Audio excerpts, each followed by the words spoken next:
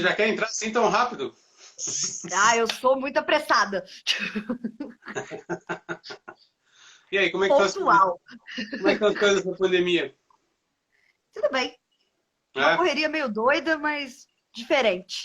Hum, Muita coisa para fazer. Achei que ia ter menos coisa para fazer, mas tô tendo mais, eu acho. pô, ainda bem. Deixa eu te falar, Tati. Quando, antigamente, e não faz nem tanto tempo assim, o sonho de uma banda era ter uma gravadora, aí a gravadora cuidava de toda a parte de imprensa. Boa noite, Elô. E a partir disso se fazia um trabalho. Mudou, não? Nossa, mudou completamente. Hoje em dia, esse sonho de, meu Deus, vamos assinar com uma gravadora, porque vai mudar a minha carreira. Primeiro que hoje as gravadoras só olham para um artista pronto, já com uma comunicação estabelecida, para eles fazerem investimento. Normalmente, o contrato hoje é basicamente um contrato de distribuição e o artista que se vire, né? Para fazer, correr atrás de comunicação, de se entender enquanto uma marca, conceito, e estabelecer isso tudo. Hoje, se eles não olharem para isso, eles estão perdidos. E eu costumo brincar que a gente está tendo a segunda chamada da internet, né? A primeira foi em 2007, agora com a pandemia é a segunda chamada. Quem não pegar o bonde está perdido. A de 2007 já é essa mudança de, de pensamento, dos artistas começarem a investir mais nas suas redes sociais? Acho que a de 2007 foi quando veio o Orkut para cá e começou a ter muita coisa de download de música e a mudança no consumo de música por streaming, né? Ainda não se falava em Spotify, a gente nem imaginava que É. existiria ainda. Mas já tinha a questão do Winamp. O Winamp já estava até velho nessa época. Tinha Mas o tinha a questão de SoundCloud, acho que download. eu. Eu acho que o iTunes já rolava, mas num sistema de comprar por faixa, né? Tava tendo essa mudança das pessoas quererem consumir faixa a faixa e não um álbum inteiro. Foi quando começou uma grande crise no mercado fonográfico, para as gravadoras principalmente, que estavam acostumadas a ter uma hegemonia de mercado e de fazer aquele processo de todo ano você tem que lançar um álbum inteiro, no máximo a cada um ano e meio, e aquela formulinha que seguia para todos os artistas que fechavam o contrato. E aí, em 2007, isso começou a mudar bastante, né? A gente já tinha uma mudança de comportamento, de consumo, de música, e óbvio, isso exigiu que os artistas e as gravadoras revissem seus negócios e os artistas começassem a entender que eles tinham um negócio, né? Porque antes eu acho que até hoje tem um pouco de dificuldade dos artistas entenderem que o que eles fazem é um negócio, né? Não é arte pura e simplesmente, mas é um negócio. Então você precisa ter um racional de empresa também por trás e a comunicação tem que ter esse racional de empresa. Você trabalha com o Leone, que é um artista dos anos 80, que pegou toda essa fase Sim. maravilhosa que vamos fazer o disco em Los Angeles, vamos mixar em Nova York, vamos fazer um clipe com a Madonna, tal. É. E como poucos ele soube aproveitar essa mudança tem uma interação direta com os fãs. Como é que é isso? O que você participou? E como é que, para um artista da geração dele, que é praticamente a minha geração, qual é a maior dificuldade de cara entender isso? Cara, acho que o Leone ele é um cara à frente do tempo dele, assim. Eu acho que ele não. Eu não posso comparar a visão que ele tem com a dos artistas da mesma época, porque a maioria só foi entrar para a internet muito depois. Ele teve essa sacada muito rápido. Ele até escreveu um livro sobre isso, né, que é o Manual de Sobrevivência no Mundo Digital. Eu comecei a trabalhar com ele em 2011. Eu era uma menina saindo da faculdade e ele falou assim: aí tem alguma coisa que vai funcionar. Vem trabalhar comigo e eu digo que durante muito tempo eu mais aprendi do que ensinei, né? Hoje eu tenho método para trabalhar com os meus artistas, mas com ele é tudo muito diferente. Sim. Porque eu cheguei com um cara pronto e que tinha vivido os grandes anos das gravadoras, estava há 30 anos em carreira solo, só de carreira solo, veja bem, quando eu É. cheguei, e já independente há bastante tempo. A grande sacada eu acho que ele teve foi isso. Ele entendeu que se ele não tivesse um público, e isso é uma coisa que ele fala, é uma frase dele, que eu me aproprio em todas as palestras que eu dou e toda vez que eu vou falar em público, né? Ele diz que se ele não tivesse um público, ele tinha um hobby e não uma carreira. E ele entendeu que era ali que estava a chave para ele continuar tendo uma carreira sustentável e que ele precisava desenvolver o relacionamento com essas pessoas. Ele criou um site, uma comunidade no Orkut, onde ele começou a interagir com os fãs por conta própria, a entender o Orkut. Quando o Orkut começou a acabar em 2007, né, ele criou a comunidade acho que em 2005. Em 2007, o Orkut começou a decair, veio o Facebook para o Brasil, mais forte, e aí ele se ligou em outro ponto. Legal. Do mesmo jeito que o Orkut acabou, o Facebook pode acabar. Eu vou perder essas pessoas todas. E aí ele criou, no site antigo, a gente tinha uma comunidade dentro do site. Eram mais de 60 mil cadastros. Caramba! Que eu tenho até hoje esses 60 mil e-mails dos fãs do Leone que eu posso acionar para tudo que eu quiser. Se eu quiser fazer um lançamento, eu posso mandar um e-mail para essas pessoas. Porque mesmo quando a gente desativou essa parte no site, porque a gente queria modernizar o site, era muito caro fazer um site novo mantendo essa base de dados. Eu exportei toda essa base de dados e falei, eu não vou perder esses e-mails, não. Espera aí que a gente não vai perder isso aqui, não. Isso é ouro, né? Tipo, e foi isso. A grande sacada dele foi manter os fãs muito próximos. Então, a gente sempre cria ações onde eles participem. A gente quer que eles escolham o repertório, que eles... Porque aí, quando a gente precisa, por exemplo, no último álbum, em 2015, a gente fez com financiamento coletivo. Era 120 mil que a gente precisava levantar para gravar, mixar, masterizar, prensar, enfim, distribuir os álbuns. A gente fez tudo isso com financiamento de fã. Foi com financiamento coletivo, a gente revirou a memória bilha dele, o que tinha, fica muita coisa aqui em casa. Normalmente o que ele não quer, ele acha que já não dá mais. Eu falo, não joga isso fora não, me dá isso aqui. E eu guardo, porque em algum momento a gente vai usar. Eu tenho uma caixa de coisas do Leone aqui em casa. Uma boa parte saiu nesse projeto de 2015, mas é a caixa do Leone que se muda comigo, um organizador enorme, que tinha, tipo, cartaz feito à mão do primeiro show, da primeira banda que ele teve no colégio. Caramba! Isso tudo a gente entregou original para os fãs, nesse financiamento coletivo. Tinham cotas e tal. Esse financiamento coletivo foi bastante curioso, foi muito louco. Mas, É o que tinha o jantar, não foi? foi o do almoço. O do almoço do fim do mundo. Porque as suas brigaram, não foi? Conhecido como almoço do fim do mundo. Foi muito, muito interessante esse almoço. Agora, mas ele tem essa comunidade até hoje. A gente mantém essa comunidade das pessoas que contribuíram no álbum ativas. A gente criou um grupo no Facebook onde a gente resgatou a comunidade do site para falar sobre literatura, para falar sobre outras coisas. E ele tem um cuidado muito grande, por exemplo, quando ele faz esse cuidado com os fãs ser uma coisa de mão dupla. Quando, por exemplo, teve as tragédias em Minas, a gente se mobilizou muito nos grupos para saber onde é que estão os fãs de Minas, como eles estão, tá todo mundo bem, vocês estão precisando de alguma coisa, e os fãs se mobilizam entre eles para ajudar também. É bem legal. É incrível como essa fidelização é importante, né? Eu lembro que uma vez eu comprei um disco de uma que era vendido só pela internet, que era de uma maestrina americana chamada Maria Schneider. E você tinha que se cadastrar. Passado 2 anos eu recebo um e-mail dela falando, olha, obrigado por ter comprado aquele disco, eu estou fazendo um outro projeto, queria saber se você pode colaborar com ele. E aí eu colaborei, porque eu gosto muito do trabalho dela, e existia um update, né, a cada semana ou a cada 2 semanas ela falava, terminei a faixa tal, não sei o quê, acabou o disco, você vai receber e tal. O Leone também faz muito isso, né? Faz. Nesse processo de financiamento coletivo, isso foi uma coisa muito constante. Assim. Quem colaborava tinha um grupo no Facebook fechado só para o colaborador.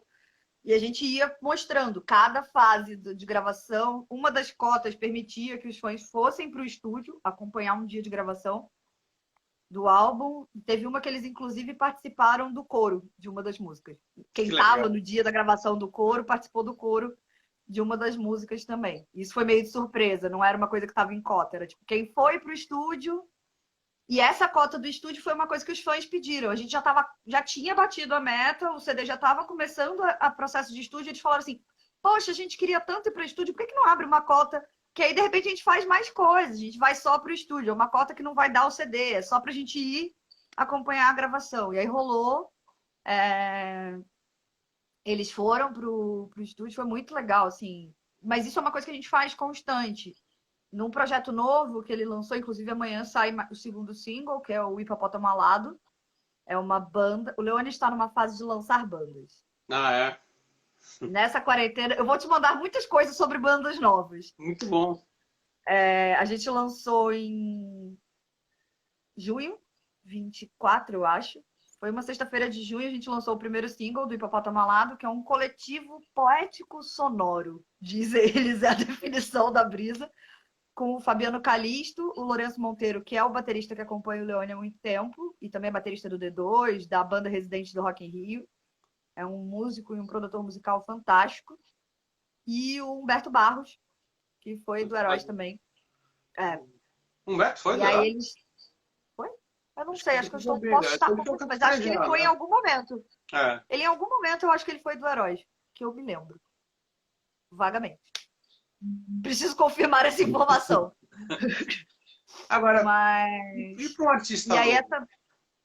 Para um artista novo, Qual é você tem que conquistar esses caras, né? Você tem que achar quem são seus fãs e conquistar essas pessoas. Você tem que trazê-las para perto. Inicialmente, seus fãs vão ser seus pais, seus amigos, que você vai trabalhar com essas pessoas. Eu vejo muita banda nova menosprezando do tipo, poxa, mas no meu show só vão meus pais e meus amigos. Tá, cara, calma. Eles são o começo da sua base de fãs. Se essas pessoas não acreditarem em você, desiste, porque não vai rolar, né? Então, e a partir dos seus pais e dos seus amigos é que você vai criando uma projeção geométrica, né, de conquistar outras pessoas. Cada uma pessoa, se você fizer um fã fiel e ele falar de você para mais 5 pessoas e mais uma pessoa virar seu fã, você vai construindo essa base. É bem nesse sentido que eu gosto de trabalhar com os artistas. Eu tento primeiro nivelar expectativas, eles são muito ansiosos. Eu acho que a gente tem uma geração nova de artistas ansiosos que querem acontecer para ontem. Né? E base de fãs, carreira, comunicação, isso tudo é construção, né? Depende de um tempo e de você se conectar com pessoas que vão ter afinidade com a sua mensagem. É por isso que eu acabo fazendo com eles um exercício para entender, tipo, qual é o propósito daquela banda, qual é o objetivo dele com a música. Ah, primeiro que se o cara me fala que o objetivo é fazer sucesso, eu já falo, tá no caminho errado. Até porque o que é sucesso, né? Tipo, é muito subjetivo isso. Então eu tenho, por exemplo, tem uma banda de Indaiatuba que eles têm uma questão de um propósito de fazer as pessoas se sentirem diferentes a partir do som deles. Então eu sempre vou bater muito nessa tecla do que a gente está fazendo para fazer as pessoas se sentirem diferentes. Então como que a gente vai tocar? A Nina trabalha comigo, ela deu um Google para confirmar. Obrigada, Nina, por confirmar a informação. Eu sempre bato nessa tecla assim, tá, a gente vai lançar uma música. Qual é a mensagem dessa música? Isso faz sentido para o que a gente se propôs?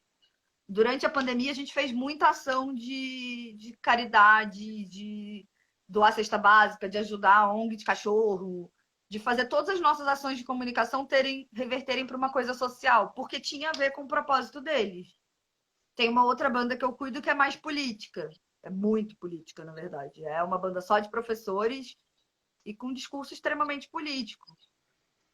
E aí eu tenho que ter esse cuidado. Tá, a gente quer sair da bolha dos alunos, que só são os alunos que acompanham a banda, a gente quer furar essa bolha. Então, tá, nosso discurso político, o discurso político da banda se afina com o quê? Ah, ele é um discurso mais de esquerda. Então, vamos atirar para grupos mais de esquerda que possam ter afinidade com esse som para vir se relacionar com vocês. Então, a gente vai fazer uma linguagem visual com cores mais ligadas à ideologia de esquerda, vai ter textos mais posicionados. A gente vai sempre puxar nesse sentido, né?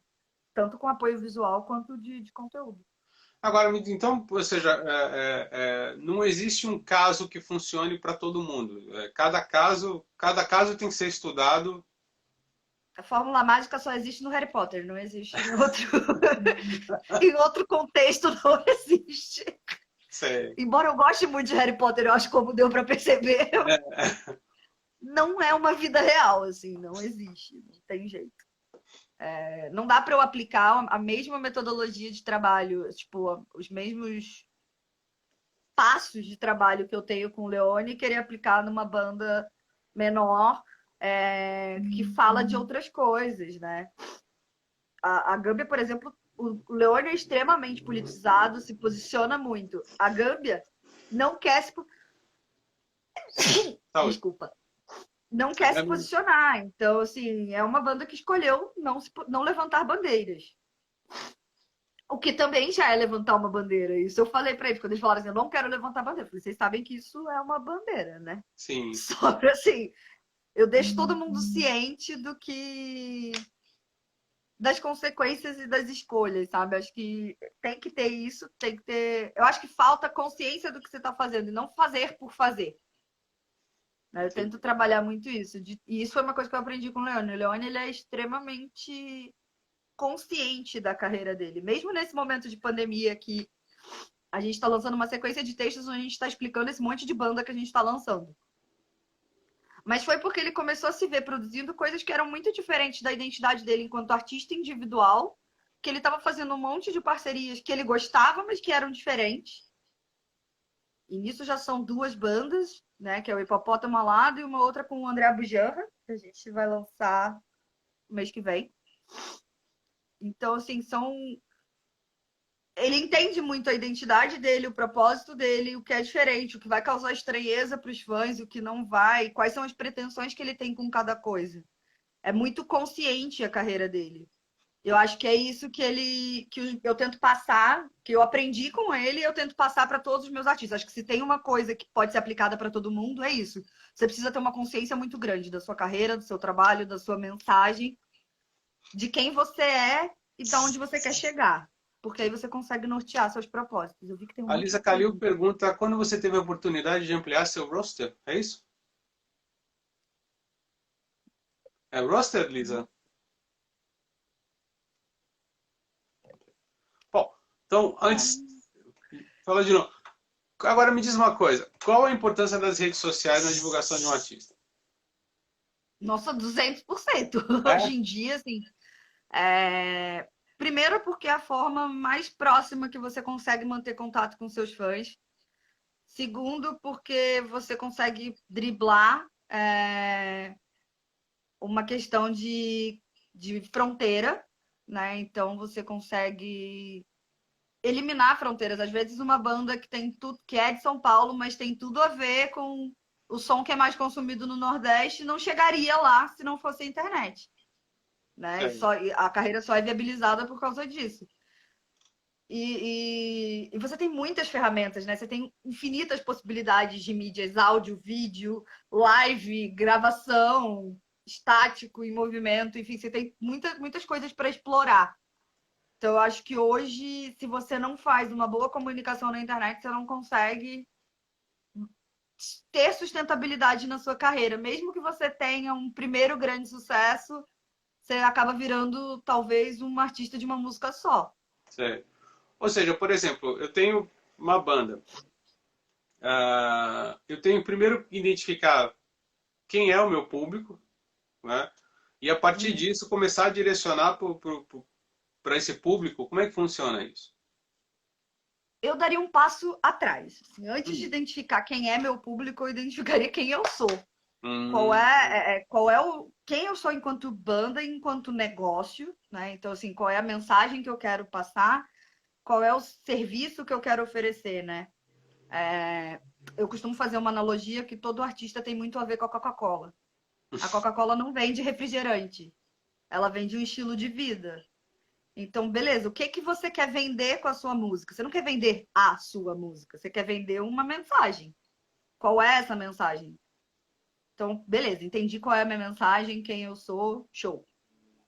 Quem eu acho que são as pessoas que consumiriam essa mensagem? Porque às vezes o artista faz assim, não, minhas referências são Pearl Jam, tô pensando em outra banda, The Doors, e aí, beleza. Eu vou atirar para o público que gosta desses caras. Mas no fim das contas, a sua referência sonora pode ser essa, mas a mensagem que você passa não tem nada a ver com essa banda. E as pessoas que se conectam com essa banda não se conectam só ao ritmo dela, se conectam à mensagem que ela tem, né? Então, você não vai conseguir se conectar com aquelas pessoas. Você precisa achar quem vai se conectar com a mensagem que você vai passar. Aí, beleza. Aí você encontrou essa pessoa, você começa a direcionar sua comunicação para lá. Mas, embora eu seja uma pessoa de humanas, eu sempre digo que números são amigos e as redes sociais têm uma grande vantagem que elas fornecem muitos dados. Não só as redes sociais, mas principalmente as plataformas de streaming.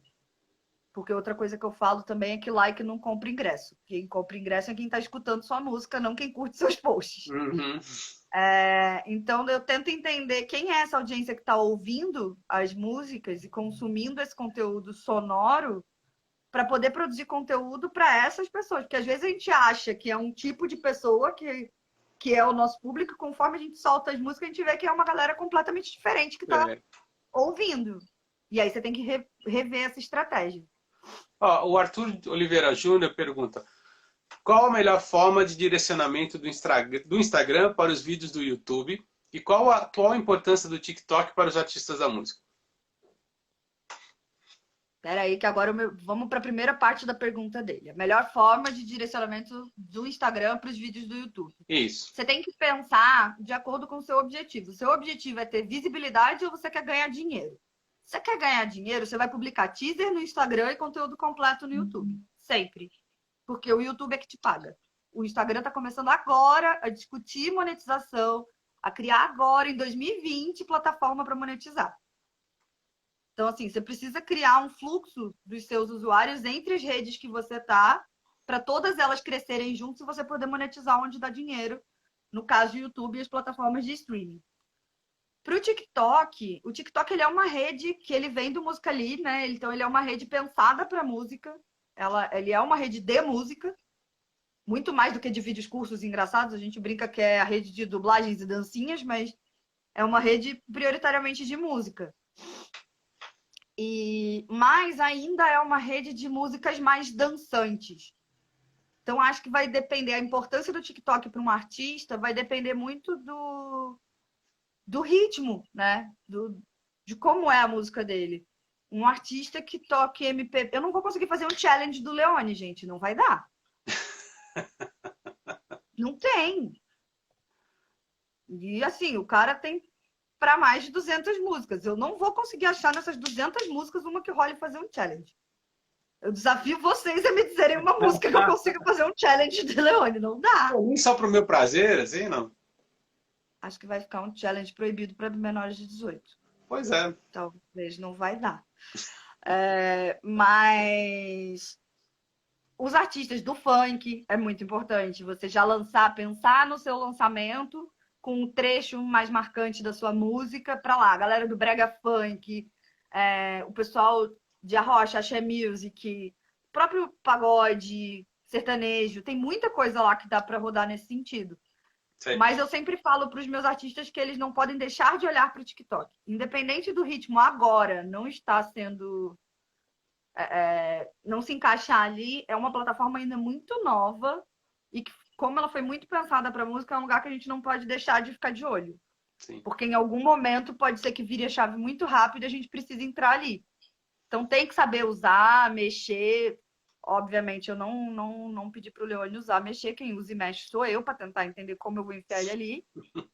Mas entender como é que fazem os vídeos e achar oportunidades. Se você não tem um ritmo marcante que dê para fazer um challenge, tá? Como que a gente... Tem alguma frase muito legal na música que dê para ir pela vibe de dublagem, de fazer viralizar por dublagem, por algum conteúdo mais diferente?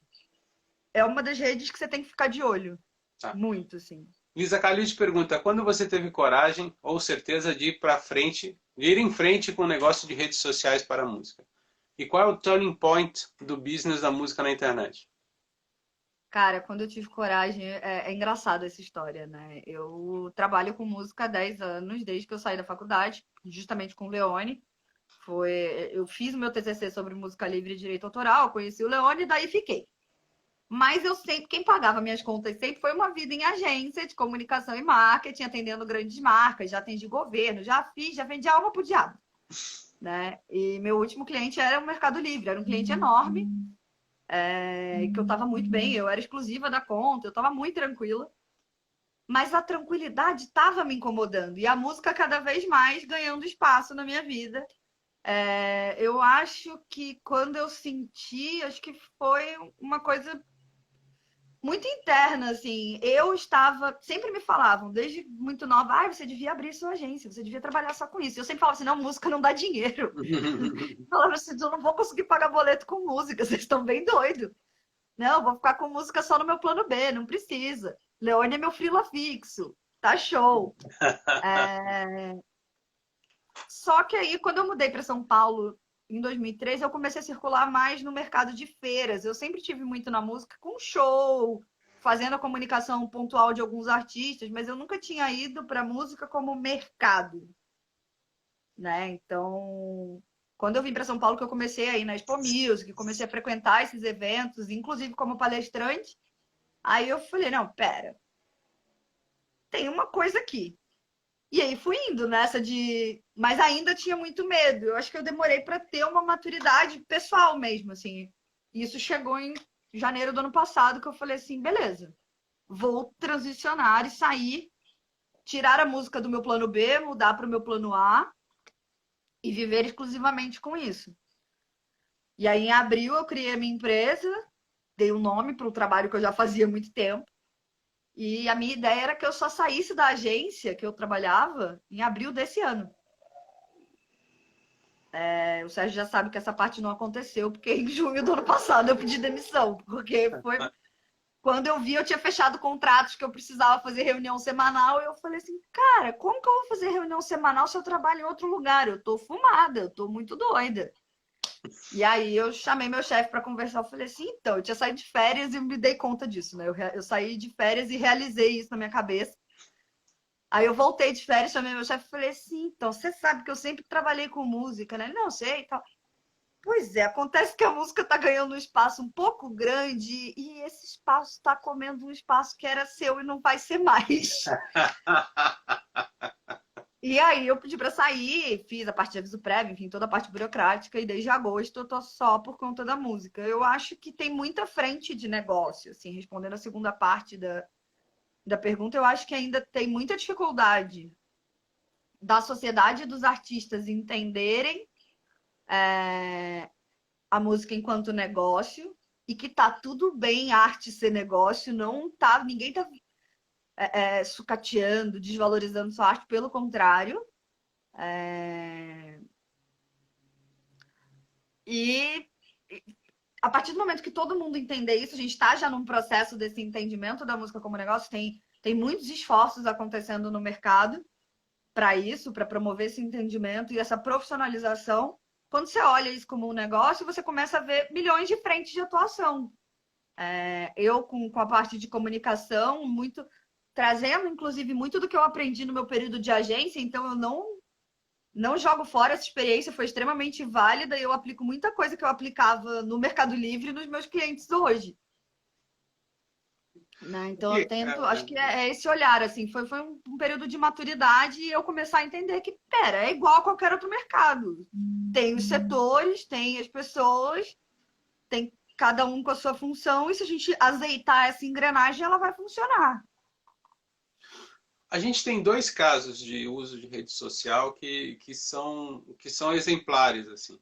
Que é um é do Thiago York e o outro é da Super Combo. O que eles fizeram de diferente? O que eles fizeram de original? Você estuda esses casos? Eu estudo, eu olho tudo que está sendo feito, assim, eu tento olhar o máximo possível. Eu brinco que até o final de 2020 eu vou levar um processo, porque eu não só olho como eu abro a boca, né? Na época do começo das lives, então eu falei, eu vou tomar um processo até o final desse negócio. Porque eu falo mesmo. Minha mãe fica desesperada por conta disso, mas fala. Eu acho que o Thiago, na época que ele estava com o Simas, assim, o Simas ele é um cara muito inteligente em termos de marketing, assim. Ele é muito inteligente. Acho que a sacada de como foi feita a volta do Thiago depois de um ano sabático, que é um troço que podia ter dado muito errado, Tipo assim, um cara que chegou lá, lançou o hit. Ele chegou lá e falou assim, tá, vou tirar um ano sabático. Uhum. Eu já tava num momento que eu tava brincando com os meus amigos, foi muito engraçado, porque foi tipo uma semana antes dele ressurgir, que eu falei, gente, o Thiago York foi um delírio coletivo, né? Porque o cara sumiu. Eu falei, não é possível. Aonde enfiaram esse menino? Eu falei, não é possível. E aí, de repente, ele voltou e voltou com muita estratégia, porque ele voltou, mas não voltou. Ele só Aham. voltou a aparecer depois do Acústico MTV gravado. Né? Sim. Ele voltou, tipo, um post, um álbum inteiro, É, mas nenhum stories, nada de exposição, nada. Ele não aparecia nos lugares. E isso gera uma curiosidade. Então, essa estratégia que ele não voltou, tipo, oi, gente, nada aconteceu, voltei aqui. E aí? sim. Não, ele soltou a bomba ninja e ficou meio, tipo, só a imprensa falava dele, mas ele não aparecia. E quanto menos ele aparecia, mais as pessoas falavam dele. Isso foi uma estratégia extremamente inteligente. A Super Combo eu vejo de uma outra forma. Assim. Eles se apropriaram de um tema muito sensível do público deles, né? A questão de saúde mental, que é uma coisa que eles falam muito. E aí eles conquistaram todo o engajamento, primeiro porque começaram a falar de coisas que ninguém fala. Saúde mental é um troço extremamente tabulizado. As pessoas não falam sobre isso. Só em setembro. Né? A É. gente só fala de suicídio, depressão em setembro. 30% mais de gente se suicidando durante a pandemia, mas é só setembro que a gente vai falar. De julho ainda não pode. Né? E eles viraram e falaram assim: não vou falar só em setembro. Eu vou falar nas minhas músicas, eu vou trazer esses questionamentos. A banda inteira vai se expor nesse sentido. E eles construíram uma integração também entre os perfis das pessoas que compõem a banda, né? Dos músicos, não só do perfil da banda. E aí exploraram essa proximidade com os fãs num nicho e construíram uma proximidade, um case, né? Muito bacana de redes nesse sentido.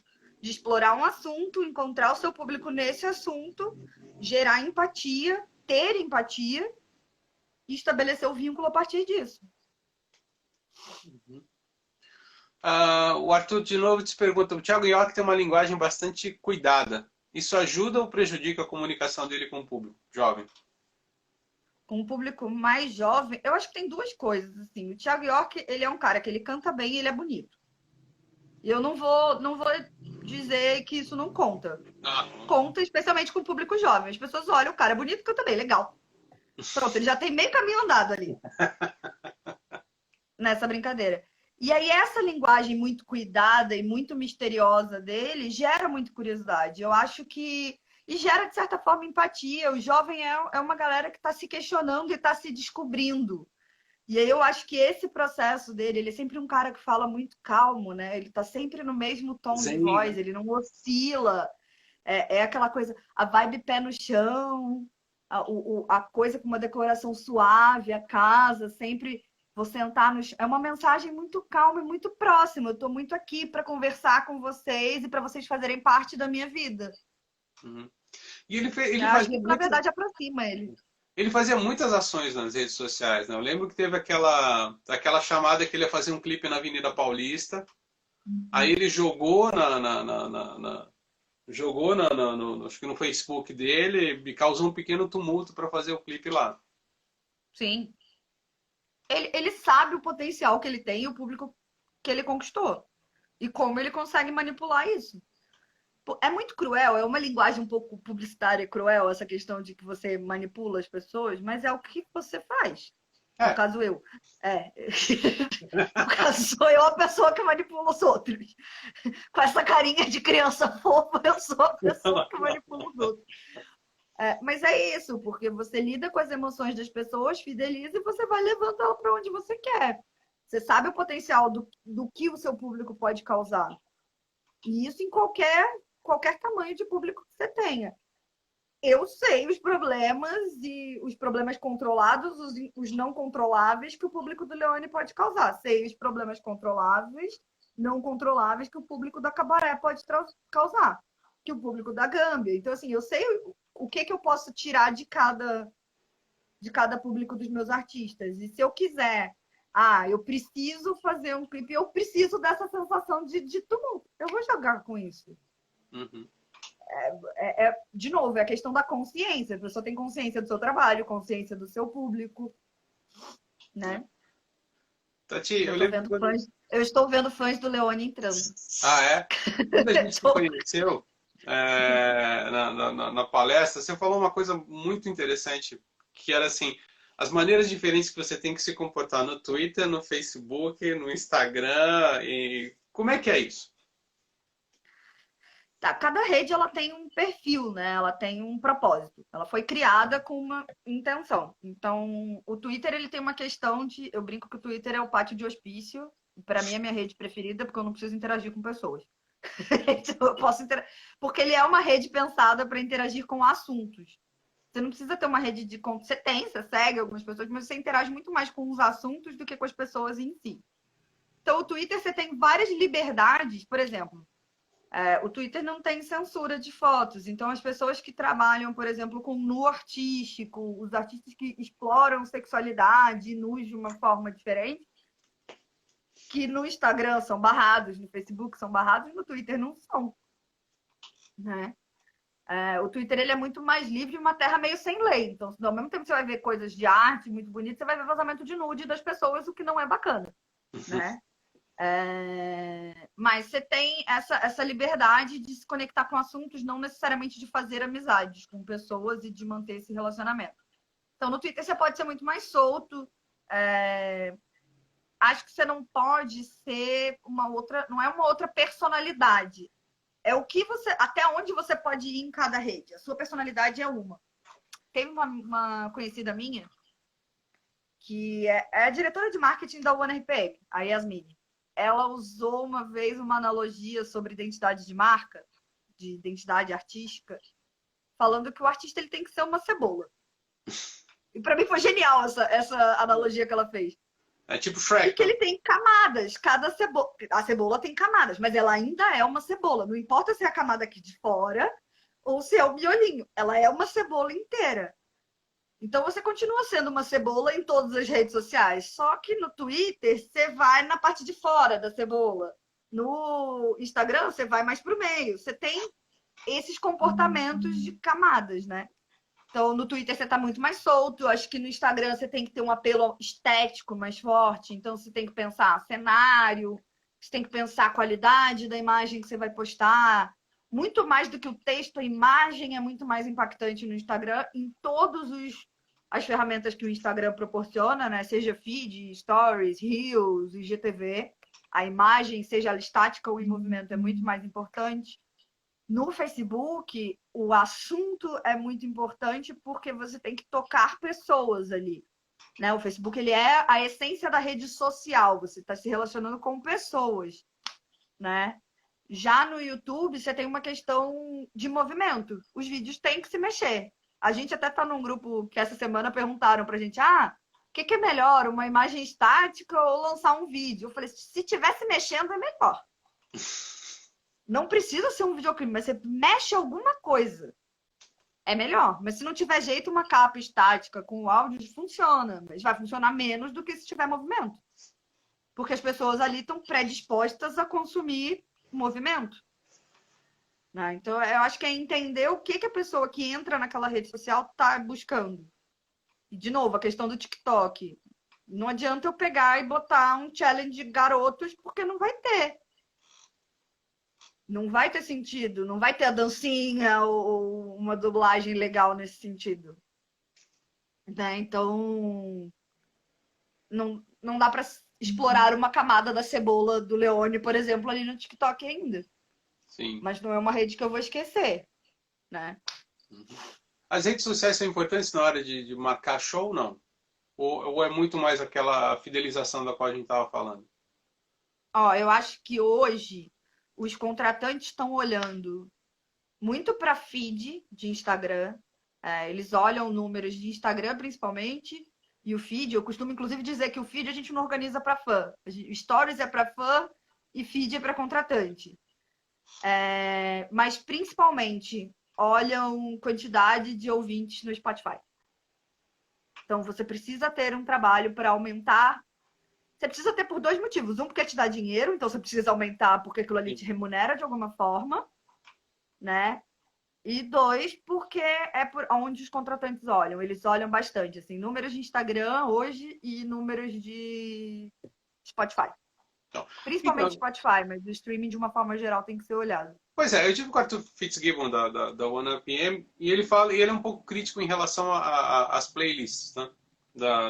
Uhum. Que na verdade a playlist ela não significa exatamente que o artista esteja fazendo sucesso, né? Que é muito mais importante você ter uma clientela fixa, sei lá, uma parcela fixa de ouvinte. É a questão de ouvintes mensais, né? Se você entra numa playlist, você vai ter uma música que foi muito escutada. Mas ela foi escutada dentro daquela playlist, não vai entrar como ouvinte mensal do seu canal. Então, assim, você precisa trabalhar o seu canal para as pessoas ouvirem, consumirem, seguirem aquele canal e aí sim aumentarem seu número ali, sabe? Uhum. Eu pergunto qual foi o seu maior acerto no mercado musical. Uau! Ter escolhido trabalhar com o Leone, quando eu tinha. Ter aceitado. Aliás, a minha história, no dia que eu fiz a entrevista com o Leone, é muito engraçada, porque eu não lembro, não sabia, mas eu tinha derrubado lasanha na minha perna. E eu só descobri depois que eu saí da casa dele e o sofá era branco. Ah, meu Deus! Eu não sei como eu trabalho com esse homem até hoje. Mas, de verdade, assim, eu acho que ter tido. Eu tava morrendo de medo. Quando o Leone me ligou, eu falei assim: o quê? Eu não tinha ideia. Eu queria fazer jornalismo investigativo, gente. Eu não sabia o que eu tava fazendo quando eu aceitei trabalhar com ele. Eu acho que esse foi meu maior acerto, porque eu não estaria onde eu tô hoje se eu não tivesse dado esse primeiro passo completamente no escuro naquela época. O Oscar Rocha pergunta qual o maior erro. Cara, meu maior erro. Tu é DJ, não? Não, não Não? foi o DJ. Tá, então a gente não Não. fala. Mas foi um artista, assim. Esse eu Foi. acho que foi meu é recente, foi para mim foi meu maior erro, assim. Eu baixei muito o valor do meu trabalho, acreditando que seria uma oportunidade legal trabalhar com esse cara e não foi. Sério? Uau. Tá Porque bom. eu baixei tipo um terço do valor que eu cobro Uhum. normalmente. E não foi uma experiência porque eu percebia que o cara não valorizava o meu trabalho, sabe? É aquela pessoa que fala assim: nossa, eu gosto muito de você, seu trabalho é incrível, mas não demonstra isso. Você, é, Eu não preciso que fiquem me falando que, tipo, nossa, você trabalha muito bem, seu trabalho é incrível.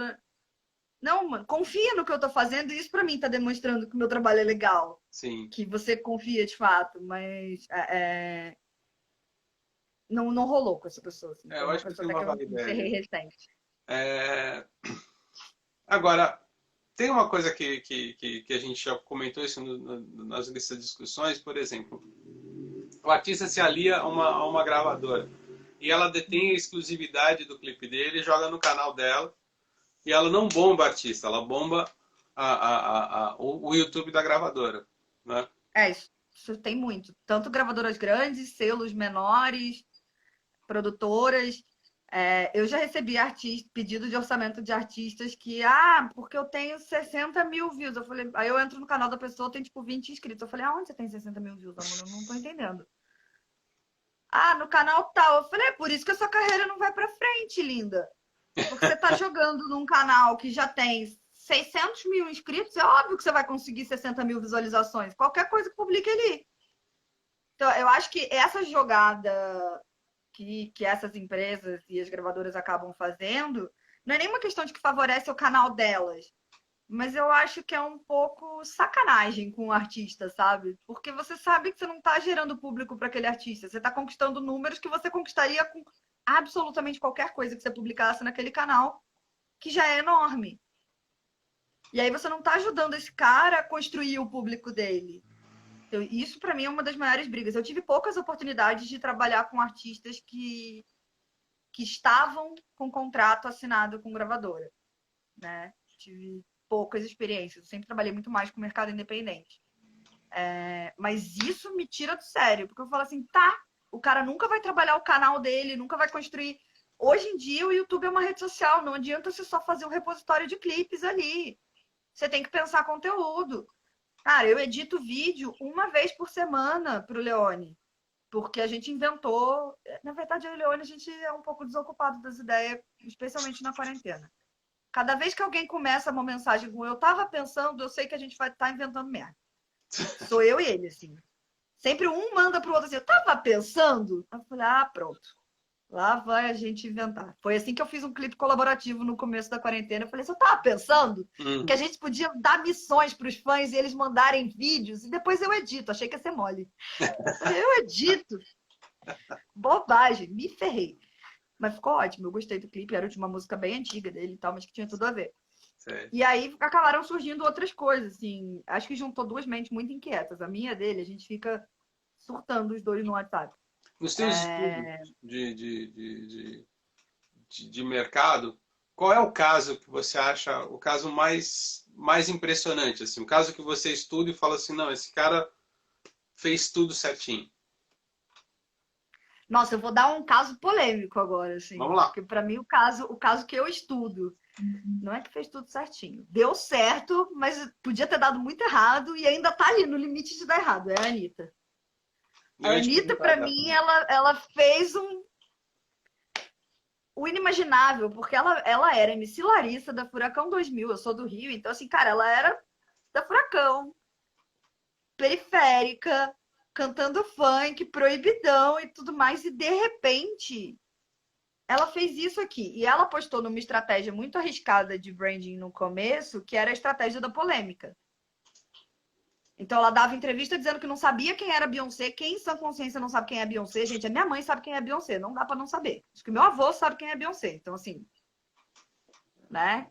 Que mulher da faixa dos 20 e poucos anos não sabe quem é Beyoncé? Não tem como, né?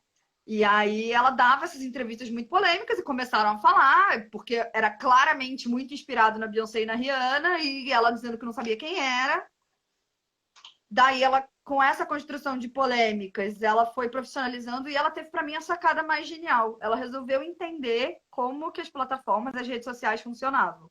Ela sacou que o YouTube precisava ser educado e que precisava de produção regular de conteúdo. Ela começou a lançar um clipe por mês. Foi assim que ela fez o checkmate. E ela foi virando. Para mim, ela é um case de branding absurdo, assim, porque ela construiu a marca e agora ela está fazendo esse processo de rebranding, porque em 2018 ela começou a ter uma crise de marca muito forte na época das eleições, pelo público dela ser majoritariamente LGBT e ela não se posicionar como o público esperava. Sim. E aí tem toda uma questão também, assim, é a faca de dois gumes, né? Por que as pessoas cobram tanto o posicionamento da Anitta? Porque ela fala o tempo todo nas redes sociais, porque ela se posiciona sobre tudo. Ninguém cobrou o posicionamento da Ivete Sangalo, porque ela tá de boa lá na dela.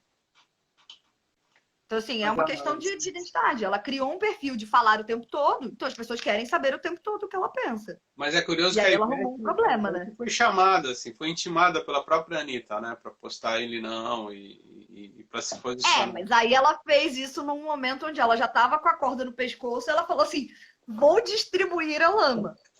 Mas mesmo assim, quando ela chamou, a Ivete não fez. E ninguém reclamou que a Ivete não fez. Porque não é o perfil da Ivete falar o tempo todo. E tá tudo bem, né? Eu acho que é isso, assim, os artistas, quando eu falo que eu oriento muito, assim, não quero me posicionar, beleza. Eu quero me posicionar. Você sabe que você vai ter que se posicionar sobre isso, pelo menos, para sempre. É isso. Hoje, por exemplo, o Leone não se posicionar sobre alguma coisa relacionada à política, vão cobrar, velho. Sim.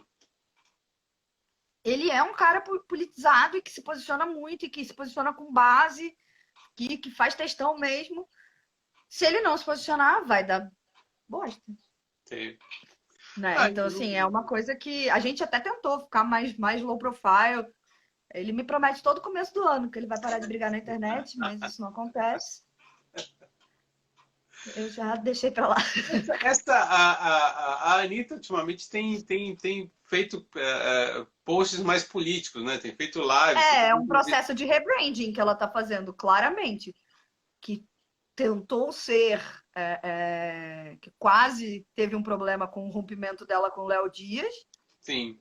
Mas que segue aí, intacto. E ela assumiu uma postura de eu não entendo de política, por isso não me posicionava, vou aprender.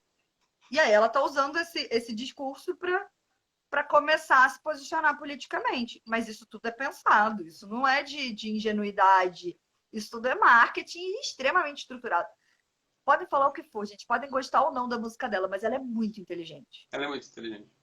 Ela é muito inteligente. Isso para mim Não, é lembra que a gente um fez fato. lembra que a gente fez a entrevista com a Camila Fialho no podcast que a gente tem, o Sociedade Secreta, e a Camila mesmo reconhece a Anitta como Ela é muito uma figura inteligente. extremamente inteligente. Agora, outra coisa que eu ia te perguntar, você tem que revisar os textos dos artistas antes de entrar na rede social? Você olha um texto e fala assim, isso aqui vai dar confusão, você vai segurar essa bucha mesmo? Então, normalmente, os artistas, tirando o Leone, que ele posta muito, eu posto algumas coisas. Né? Ele posta muito mais que eu. Porque ele é muito ativo, ele gosta disso. Nos outros artistas, eu que posto. Então, não tem muito isso de revisão. Sério. Eu Você é a sua reviso, própria eu já, revisora, né? eu já sou minha própria revisora. Agora tem a Nina trabalhando comigo, que a gente vai trabalhar mais em parceria nesse sentido. Mas o olhado vai dar merda sempre rola, assim, de olhar e falar assim, você vê no Sociedade, a gente trabalha junto lá. Eu já vi e falo assim, gente, isso aqui não vai. Eu sou a pessoa do relatório do vai dar merda, sempre fui. Que eu olho e falo assim, vai dar bosta isso aqui, a gente não vai falar isso aqui não, né? Mas tem uma outra coisa muito importante que eu preciso ter, já escrevendo como artista, no lugar do artista, né? Eu tenho muito cuidado, porque eventualmente eu viro fonte. Já publicaram aspas do Leone que eram minhas. Eu quase tive um troço quando eu vi, tipo, o Leone diz isso assim. Eu falei assim, não foi o Leone que disse, fui eu, meu Deus! Mas é porque, assim, eu faço isso com ele, e mesmo assim me assusta, né, de pegarem posts de redes sociais, mas eu trabalho com ele há 10 anos, então para mim é muito Sim. fácil escrever como ele, Uhum. né? Eu já tô acostumada, mas no dia do que saiu, isso foi recente, foi na pandemia que publicaram, e eu recebi pelo Google Alertas, assim, Leone diz, eu falei, Leone não deu entrevista para ninguém, o que Leone disse? Em legenda do vídeo no YouTube, eu falei, eu que fiz isso aqui. O susto que eu tomei, mas era uma coisa que ele diria, então tava tudo bem. Adi, a gente está chegando no final da nossa conversa. Faz o seu comercial, vai. Bom, meu comercial, gente, segue @bilauderbrasil, é a minha consultoria de branding e comunicação para música. Eu tento dar vários conselhos. Eu estou muito aberta ao diálogo, então se me quiser me chamar por lá, quiser me chamar pelo meu perfil, tem dúvida, não quer saber, quer ajuda para sua carreira, quer trocar uma ideia, vamos conversar, a gente se entende, tenta fazer sua voz ir mais longe, né? É o slogan, inclusive, da Bilauder, que é a sua voz mais alta. Então, eu tento Adi, fazer as carreiras irem para onde elas podem. muito obrigado pela entrevista. E vamos nos falando, né? Tem que tomar o nosso café, né?